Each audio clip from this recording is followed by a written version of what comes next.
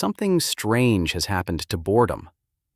We used to have empty moments everywhere, waiting for food, standing in a queue, sitting alone for 30 seconds. Now, most of those gaps are gone.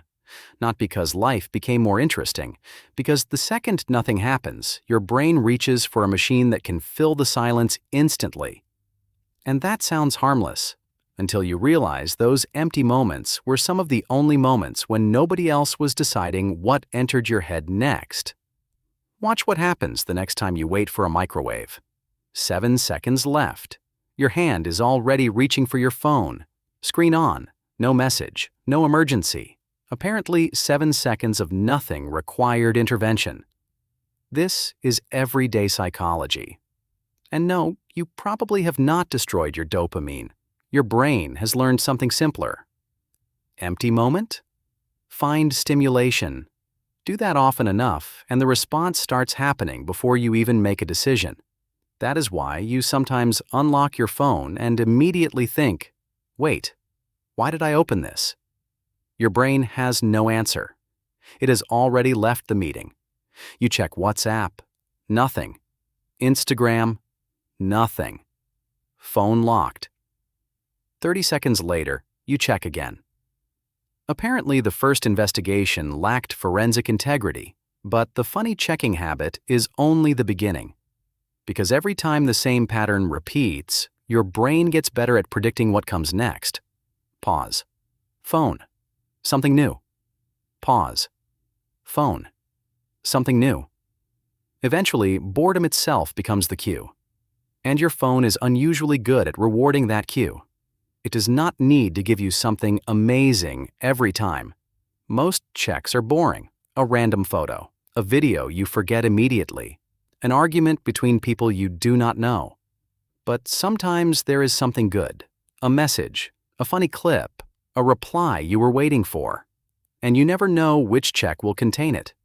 So your brain keeps investigating. Tiny detective hat on, phone unlocked, again. This is where dopamine addiction becomes too simple an explanation. The more useful idea is learning. Your brain has learned that boredom predicts the possibility of stimulation. And the easier that stimulation becomes, the less effort your brain needs to escape the boring moment. That matters because your phone is not competing fairly with the rest of your life. A book might need 10 pages before something interesting happens. A difficult task might give you no reward for 20 minutes. A conversation may contain a terrifying 3-second pause where nobody says anything. Your phone can offer something new almost instantly. Your brain looks at the options. One requires patience. One has a man falling off a treadmill. Decision made. But here is where this stops being a video about checking your phone too much. Because the real thing disappearing is not your time. It is the part of your day where nobody else is deciding what enters your head. Every time boredom appears, there is now something ready to fill it. A feed, a notification, a recommendation, a video chosen because a system predicts you are likely to keep watching, and your attention is valuable. The longer platforms keep you engaged, the more valuable that attention becomes. So the products competing for it have become extremely good at giving you reasons not to leave. Your brain likes novelty. The feed provides novelty. Your brain dislikes effort. The feed removes effort. Your brain says, "Give me one more interesting thing." The system says, "Absolutely."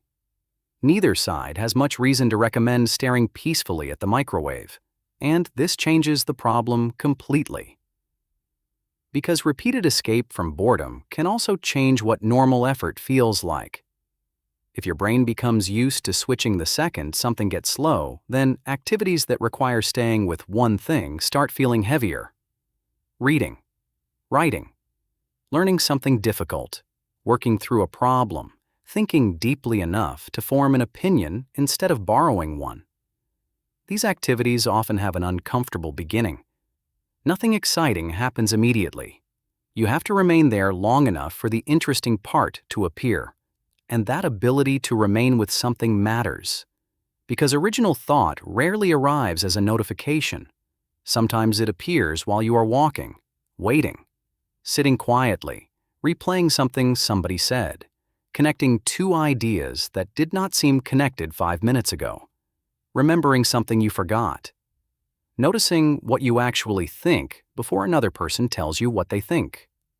These moments do not look productive. There is no progress bar, no notification saying, "Congratulations, your brain has generated one independent thought."